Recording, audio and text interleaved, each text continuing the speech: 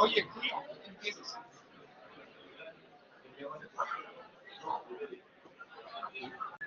¿Qué pasó? Vamos a moderar tú. Ahí.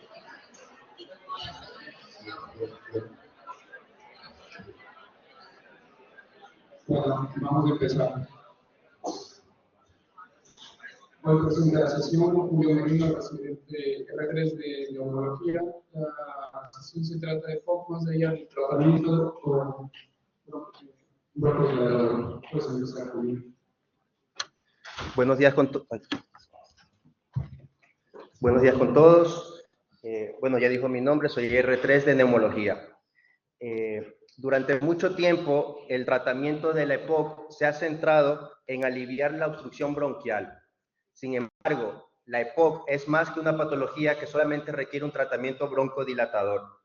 Por lo que en esta sesión enfocaremos esta patología de un punto de vista más amplio, orientando a mejorar la función respiratoria, la calidad de vida y el pronóstico de nuestros pacientes.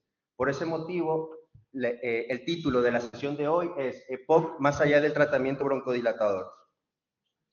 Los objetivos de la sesión es conocer que el paciente con EPOC grave tiene opciones de tratamiento endoscópicos además del tratamiento convencional. Revisar la evidencia científica sobre este tipo de tratamientos, conocer sobre las válvulas endobronquiales unidireccionales, analizar criterios de selección, la eficacia y complicaciones de este tratamiento e integrar los conocimientos y resultados en la práctica clínica. Para entender la magnitud del problema que representa la EPOC, tenemos estos datos estadísticos y epidemiológicos. Tiene una prevalencia mundial del 10% de adultos mayores o igual a 40 años. Es la tercera causa de muerte a nivel global. Representa más de 3 millones de muertes al año, solo por detrás de muertes por causas cardiovasculares y cerebrovasculares. En España tiene una prevalencia en adultos mayor o igual de 40 años de un 11,8%, muy similar a la prevalencia global. En relación a las hospitalizaciones, tiene una tasa ajustada de 12 por 10.000 habitantes, que representa aproximadamente 60.000 hospitalizaciones al año, y tiene una mortalidad de 13.000 a 14.000 muertes al año. Para entender la carga global, en Estados Unidos presentan 15.4 millones de atenciones médicas al año, 1.5 millones de atenciones de urgencias al año y 726.000 hospitalizaciones al año, mientras que en Canadá el manejo de exacerbaciones moderadas tiene un costo anual entre 182 a 254 millones y de 469 a 642 millones para exacerbaciones graves. Por lo tanto, la EPOC es una patología con alta morbilidad, alta mortalidad y con altos costes al sistema sanitario a nivel mundial. Para introducirnos un poco en la patología, sería bueno recordar ciertas definiciones o ciertos conceptos básicos de esta enfermedad. La EPOC es una obstrucción crónica, irreversible y progresiva del flujo aéreo. Tiene dos componentes, por decirlo así, que se superponen entre sí por lo general, que son la bronquitis crónica y el enfisema. La bronquitis crónica, como dice su nombre, es una inflamación de la mucosa bronquial que se acompaña de hipertrofia glandular y con esto se produce hipersecreción mucosa, produciendo así obstrucción de la luz bronquial. Y el enfisema, que voy a recalcar un poco más sobre este componente. En el enfisema, como podemos ver en las imágenes, tenemos abajo los saquitos, que son los alvéolos normales, y arriba los alvéolos de un paciente enfisematoso. Para entender la fisiopatología tenemos tres puntos importantes que hay que saber. La destrucción irreversible de las paredes alveolares, el agrandamiento de los espacios aéreos y la pérdida del retroceso elástico. Todo esto lleva a atrapamiento aéreo, hiperinsuflación pulmonar y disminución del intercambio gaseoso, que en el paciente se traduce en el principal síntoma de un paciente enfisematoso, que es la disnea. Dentro de la fisiopatología del enfisema pulmonar tenemos un estado fisiopatológico, valga la redundancia, que es la hiperinsuflación dinámica. Se define como el aumento progresivo del volumen pulmonar al final de la expiración, debido a un vaciado pulmonar incompleto antes de la siguiente inspiración. El mecanismo por el que se produce esto es porque hay una obstrucción respiratoria. Esto disminuye o enlentece la salida del aire, aumenta la frecuencia respiratoria como un mecanismo compensatorio y esto disminuye el tiempo expiratorio. Entonces, la obstrucción expiratoria más la disminución del tiempo expiratorio produce un atrapamiento aéreo. Que esto va a producir acumulación de aire ciclo a ciclo, va a aumentar el volumen pulmonar, que se va a traducir en las pruebas de función respiratoria como un aumento del volumen residual y va a haber aumento del trabajo respiratorio. Las consecuencias clínicas en el paciente es una disnea progresiva, que es el síntoma del paciente enfisematoso. No puede vaciar el aire. Por la hiperinsuflación del pulmón se va a producir un aplanamiento diafragmático que va a producir menor eficiencia ventilatoria, mayor trabajo respiratorio, mayor trabajo de la musculatura respiratoria y fatiga muscular. Además, como los pulmones están hiperinsuflados, va a abarcar más espacio en el mediastino, va a comprimir estructuras adyacentes como el corazón y grandes vasos, que en el ejercicio puede producir disminución del retorno venoso y con una posible hipotensión. El tratamiento médico convencional de un paciente con EPOC lo sabemos todos. Broncodilatadores, corticoides inhalados, verificar una correcta técnica inhalatoria, abandono del tabaco, que es un pilar fundamental del tratamiento, rehabilitación pulmonar,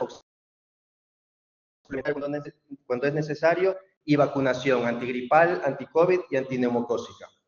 Si a pesar de este tratamiento médico optimizado, el paciente persiste con una disnea, con una fatiga limitante, hay que descartar comorbilidades asociadas, especialmente la hipertensión pulmonar y este estado de hiperinsuflación dinámica.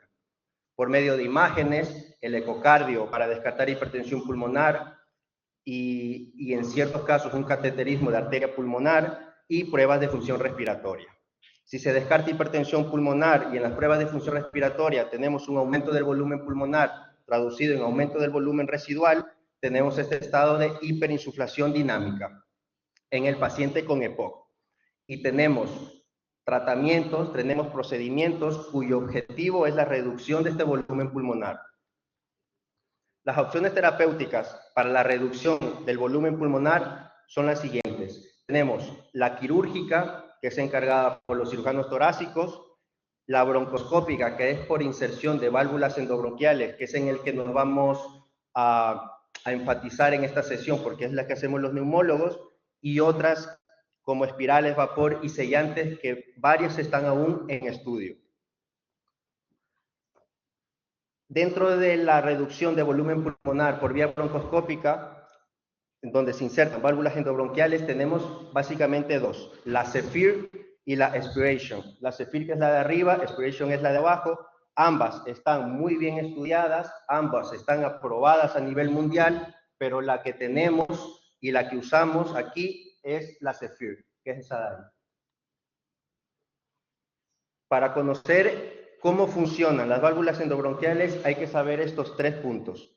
Primero, que tienen un sistema unidireccional. Permite la salida durante la expiración, como se ve en esta imagen, e impide la entrada de aire durante la inspiración, ya que se abre durante la expiración y se cierra durante la inspiración. Ese es el primer punto. El segundo punto, el objetivo es producir una atelectasia lobar controlada. Así como cuando tenemos un cuerpo extraño endobronquial, un tumor endobronquial o por una infección, algún tupón mucoso que se produce pérdida de volumen y atelectasia del lóbulo que está como es comprometido, asimismo cuando se pone la válvula endobronquial, el objetivo es la pérdida de volumen produciendo la atelectasia del lóbulo. Se inserta por vía broncoscópica la válvula en el bronquio, en el bronquio del lóbulo diana enfisematoso a tratar. Y por último, el último punto es que requieren ausencia de ventilación colateral. La ventilación colateral es el paso de aire entre alvéolos, segmentos o lóbulos pulmonares adyacentes a través de vías respiratorias que no son los bronquiolos normales. Es decir, que son vías alternas que anatómica y fisiológicamente están presentes en el pulmón, pero en pacientes enfisematosos estas están más desarrolladas. ¿Y por qué es importante que haya la ausencia de la ventilación colateral? Porque el efecto de la válvula unidireccional es que el aire del lóbulo enfisematoso salga, haya la reducción del volumen, se produce la telectasia y si hay ventilación colateral se va a llenar nuevamente de aire a pesar de la colocación de la válvula y así no se va a tener el efecto esperado en el paciente. Esta ventilación colateral se puede medir por dos sistemas. Uno es un software, es un sistema que se llama Stratex y otro que es el sistema Chartis. El sistema Stratex es un software que hace un análisis cuantitativo de la integridad de la fisura pulmonar y del porcentaje del enfisema en cada lóbulo pulmonar. Cuando el paciente se hace el TACAR, nosotros subimos esas imágenes a este sistema y aproximadamente en 48 horas nos dan estos resultados. Estos son los resultados de un paciente real que nosotros hemos visto en la consulta de POC grave a quien le pusimos las válvulas endobronquiales como tratamiento. En términos generales y para resumir, lo que queremos es que el lóbulo diana que vamos a tratar tenga el mayor porcentaje de enfisema pulmonar, el otro lóbulo o lóbulos ipsilaterales tengan la menor cantidad de enfisema pulmonar y que la cisura de ese pulmón sea lo mayor íntegra posible, acercarse al 100. ¿Por qué? Porque si el pulmón afectado tiene más enfisema pulmonar, quiere decir es un lóbulo que ya no está funcionando bien. Si lo atelectacio no me produce nada malo. Y el lóbulo que me queda tiene que tener poco enfisema pulmonar porque va a ser un efecto de compensación, va a ser la función de él y del lóbulo que está con la reducción del volumen.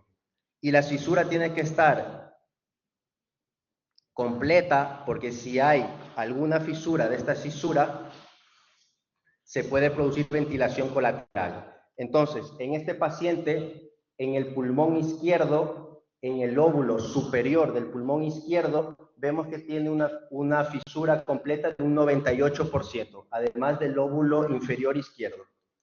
El porcentaje de enfisema es de 72%, que es un porcentaje alto, y del otro lóbulo ipsilateral, en este caso del inferior, tiene solo un 20% de enfisema. Entonces cumple con todos los criterios, es un lóbulo apto para poner en ese bronquio una válvula endobronquial porque posiblemente vayamos a tener buenos resultados en este paciente. La otra forma de medición de la ventilación colateral es por el sistema Chartis. Este tiene dos componentes, un monitor y un catéter con un balón.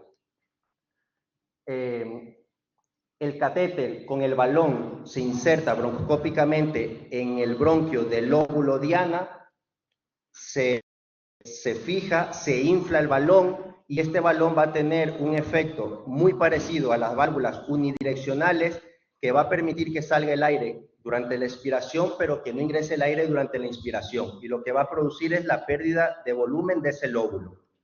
Esto en el monitor se va a ver el flujo.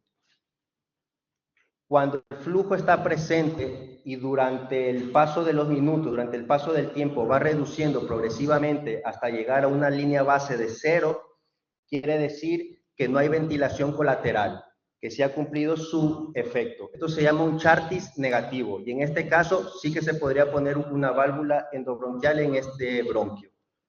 Cuando tiene el flujo y a pesar del paso del tiempo no va disminuyendo progresivamente ni se estabiliza en la línea 0, quiere decir que que el balón está realizando su efecto, pero que tiene ventilación colateral. Esto es un Chartis positivo y aquí no se puede poner una válvula endobronquial. Luego tenemos los criterios de selección. Tenemos criterios de inclusión y criterios de exclusión, que son muy claves porque dependen mucho de estos criterios para ver los beneficios y los resultados del paciente, por lo que el paciente tiene que cumplir con todos los criterios. Tenemos criterios clínicos que básicamente son la clínica de enfisema en el paciente, que esté sintomático, que se mide con la escala de la disnea MMRC, que tiene que ser mayor o igual a 2, tiene que estar estable, tiene que haber dejado de fumar hace 4 meses, tiene que tener un índice de peso corporal menor de 35, y tenemos las pruebas de función respiratoria que son importantes también. Que tiene que ser del 15% del predicho, mayor del 15 pero menor del 45, una TLC mayor del 100% del predicho, que me descartaría un patrón restrictivo, y un volumen residual mayor del 175% del predicho, que me indica que hay una hiperinsuflación pulmonar y un atrapamiento aéreo. Además, en el test de la marcha de los 6 minutos, tiene que recorrer el paciente más de 100 metros, pero menor de 500. Las pruebas en el TAC tienen que ser consistentes con enfisema, el paciente tiene que tolerar anestesia y la ventilación colateral tiene que estar demostrada su ausencia o su presencia mínima mediante el Chartis y el Stratex que mencioné. Y los criterios de exclusión son básicamente criterios en donde el paciente está tan malos que no se pueden realizar este procedimiento, como hipercapnia severa, hipoxemia severa, alguna infección aguda, insuficiencia cardíaca con una FEBI menor del 45%, que hayan bullas grandes, contraindicación a la broncoscopia. Todo esto el paciente tiene que cumplir para poder ser un paciente óptimo, colocar una válvula endobronquial. Tenemos este estudio Liberate, que es un ensayo clínico multicéntrico, randomizado, en donde compara pacientes que se le colocó las válvulas endobronquiales más el tratamiento médico convencional frente a pacientes con solamente tratamiento médico convencional. En pacientes con enfisema grave heterogéneo, con ausencia de ventilación colateral y que se hace un seguimiento por 12 meses. Tiene una N de 190 sujetos, 128 se le puso válvulas, 62 fueron solo de tratamiento médico convencional, y el objetivo es evaluar la efectividad y la seguridad del tratamiento con estas válvulas. En este gráfico podemos observar de azul el grupo de los pacientes que se les ha puesto las válvulas endobronquiales. Se puede ver que hay una mayor proporción de respondedores en este grupo en relación al grupo de los pacientes que solamente fue tratado con tratamiento médico convencional. Por lo que concluye que hay una mejoría significativa en función pulmonar, en tolerancia al ejercicio, en la disnea, la calidad de vida y con un buen perfil de seguridad. Tenemos otros estudios como el Stelvio, el Transform y el Impact, que tienen similar metodología al Liberate, con similares resultados, corroborando así con evidencia científica que las válvulas endobronquiales son un tratamiento eficaz para pacientes con enfisema grave. Este es otro estudio en donde compara la reducción de volumen por cirugía y la reducción de volumen por vía broncoscópica. Son 88 participantes, 41 se les realiza cirugía, 47 válvulas endobronquiales por vía broncoscópica y un seguimiento de 12 meses. No hubo diferencia significativa en los resultados en ambos grupos y se concluye que los resultados no apoyan la hipótesis de que la reducción de volumen por cirugía sea superior a la vía broncoscópica en sujetos aptos para ambos tratamientos, por lo que la reducción de volumen por vía broncoscópica con colocación de válvulas endobronquiales es una alternativa eficaz y menos invasiva que la quirúrgica, reduciendo así las posibles complicaciones y la morbimortalidad de un procedimiento quirúrgico. Dentro de las complicaciones, la principal es el neumotórax.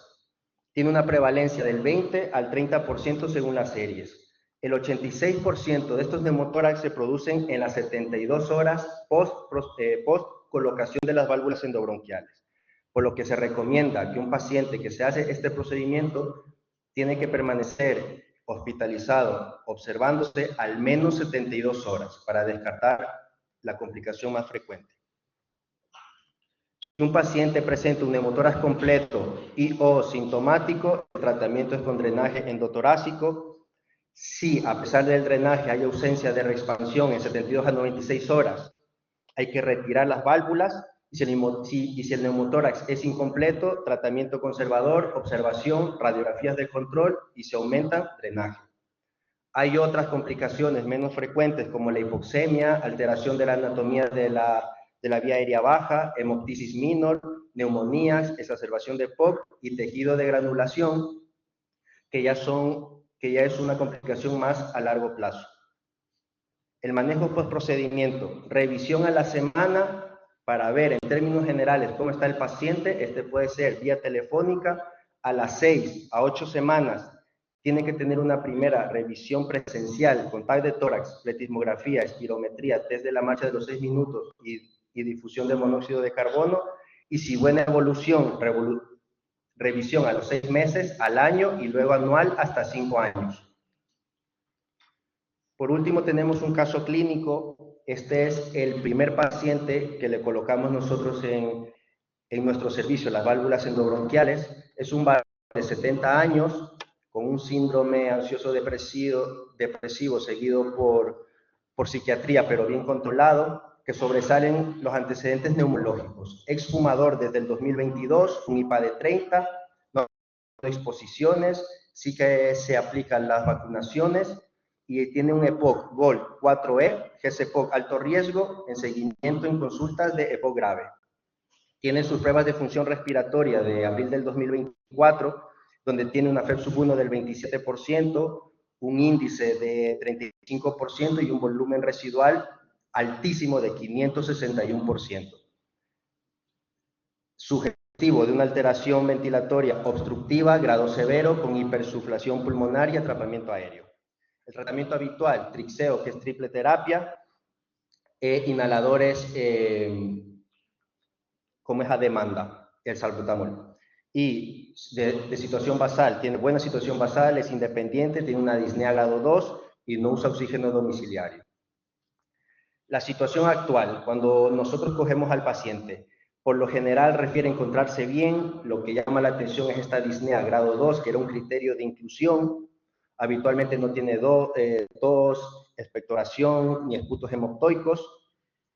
Tuvo una exacerbación que requirió ingreso hospitalario en octubre del 2024, no fuma desde el 2022, si usa la vacunación, no tiene clínica de ICC, el peso está estable y tiene un buen cumplimiento del tratamiento con inhaladores sin efectos secundarios. El examen físico es anodino con buena saturación y sin ruidos respiratorios patológicos. Dentro de las pruebas complementarias, del 16 de mayo del 2023, aunque tenía previas, tiene una radiografía con claros signos de hiperinsuflación pulmonar y de enfisema, con horizontalización de las costillas, aplanamiento del diafragma, aumento del espacio retroesternal.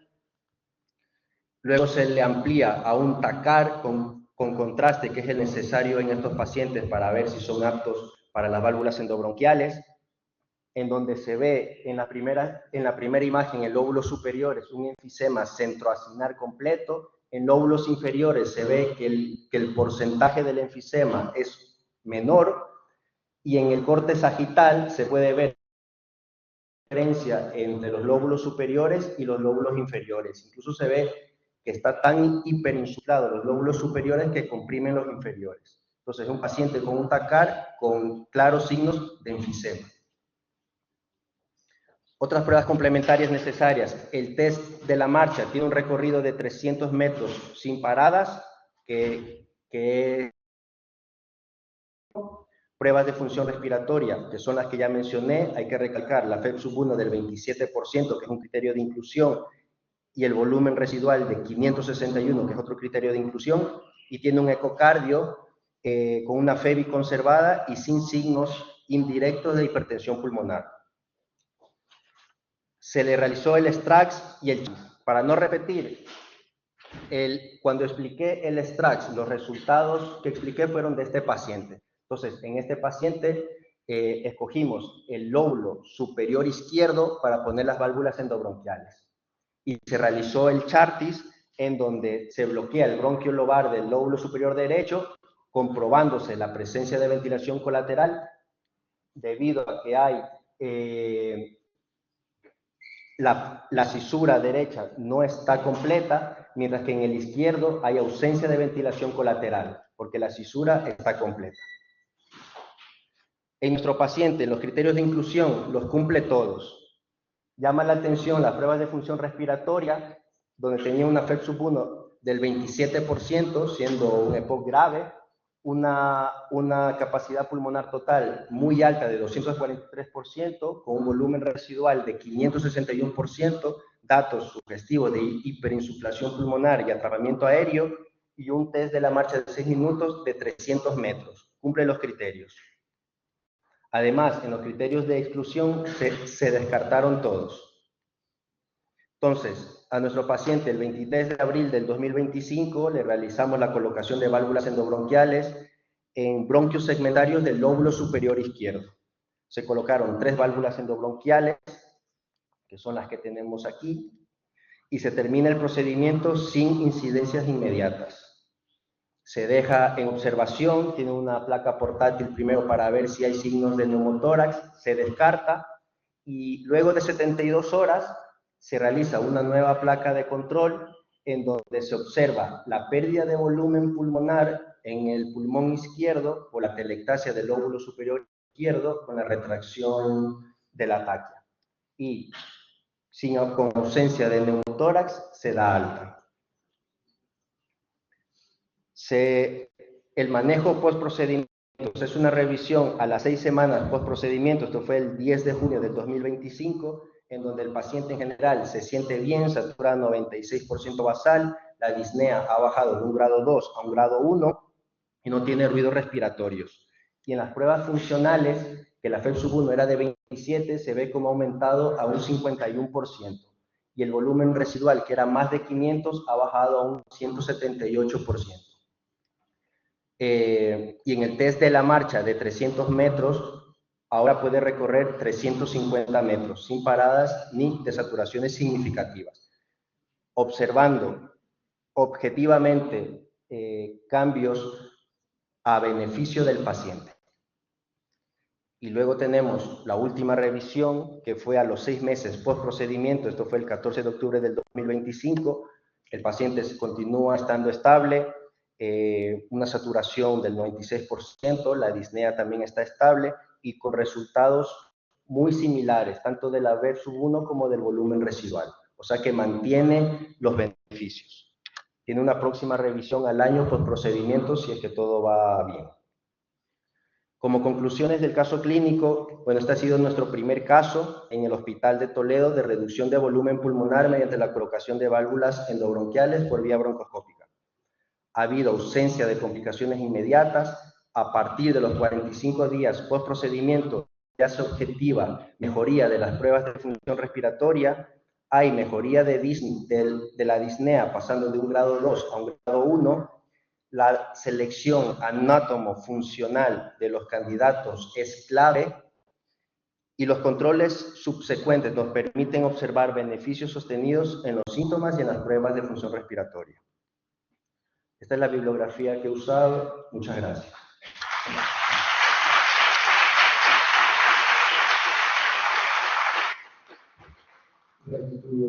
¿Alguna pregunta? En el caso de la evaluación previa de estimulación colateral, ¿el paciente es candidato para la cirugía o no se descarta?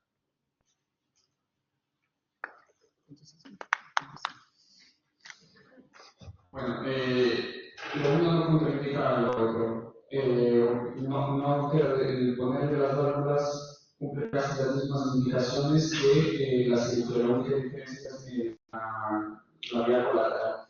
El problema es que hay un cirujano que quiere hacerlo, que es una cirugía que no suele ser muy frecuente, a pesar de que ha demostrado disminuir la mortalidad, tiene muchas complicaciones postquirúrgicas, fugas de pasar anestesia, de estancia hospitalaria, los costos son mucho mayores, es una cirugía que no se hace habitualmente en muchos centros. Sin embargo, existen otras alternativas, que es la reducción de volumen por vapor, que próximamente también estaremos implementando. Esa no necesita cisuras completas, lo que hace es aplicar vapor en el bronquio segmentario específico donde más muchísimo hay, genera una reacción inflamatoria y posteriormente se genera una atelectasia. Y en ensayos clínicos, las mismas válvulas, pero colocando un polímero en los segmentos donde hay fisura incompleta, para que esa fisura pase a ser completa y sea candidata a colocación de válvulas. ¿Cuál es la ventaja de las válvulas? Que es un proceso reversible en caso de complicación. El vapor, la cirugía y obviamente los polímeros pues son irreversibles. Una vez que ya empezó, pues es lo que hay. ¿Y esto no contraindica trasplantes pulmonares? Pues? No, no contraindica. El trasplante pulmonar en un paciente de estas características, primero estaría fuera de lista porque tiene 70 años. Pero no contraindica. Si es alguien de 50, lo que pasa es que mejoran tanto. Si es un paciente idóneo como el que colocamos en el primer caso, mejoran tanto que salen de este trasplante inmediatamente con sus pruebas de función respiratoria, pues quedaron fuera de la lista de trasplante. Entonces, tomando en cuenta que el trasplante es cambiar una enfermedad por otra. Son polimedicados, tienen sus complicaciones y la supervivencia pues, un trasplante en un paciente POC de 65 años ronda los 5 o 7 años, o sea que esto incluso podría otorgar más, habrá que compararlo posteriormente, pero todavía no hay nada que comparar los dos. Desde el punto de vista urgente, ¿con qué complicaciones nos podríamos encontrar con estos pacientes? ¿Ligación, infección? No sé. La principal complicación es el neumotórax, ¿sí? A pesar que el 86% se produce dentro de las 72 horas, hay un porcentaje que se puede producir después. Entonces, en esa semana que yo he dicho que de que se va el alta y a la semana tiene una primera consulta que puede ser telefónica para ver cómo, en términos generales, va el paciente, si es que antes de eso regresa, pues la principal que hay que pensar es en un neumotórax. Sin embargo, puede haber migración valvular, puede haber disnea, puede haber infecciones, pero la más frecuente es el neumotórax. La gente se ha muerto por neumotórax en muy pocos pacientes, pero la complicación más grave es el neumotórax. Y fue porque no tuvieron acceso a un centro para la colocación de un tubo. Entonces, por eso es que la recomendación es 72 horas de ingreso. El neumotórax es grave, se ha presentado posteriormente. Y otra complicación que incluso la tuvimos aquí en el cuarto paciente que hemos puesto válvulas fue una pleuritis eosinofílica que vino con un derrame pleural, muy dolía muchísimo y lo que se hizo fue una terapia de evacuadora, tratamiento con anticorticoides y acá ahora pues está recuperándose bastante bien, muy similar al paciente. Pero que desde el punto de vista de urgencias es neumotórax. Es raro verlo, pero si echa la válvula, pues lo que se pierde es beneficio, pero no hay una complicación por ello. Y las infecciones, tienes que asegurarte que en ese momento no esté organizado para generar una atleta y el miedo a la neumonitis obstructiva, pero que no suele ser muy frecuente tampoco. ¿Pueden expulsar las válvulas? Sí, la tos, se necesitan describir la tos. Y el paciente pues, empieza con tos y de repente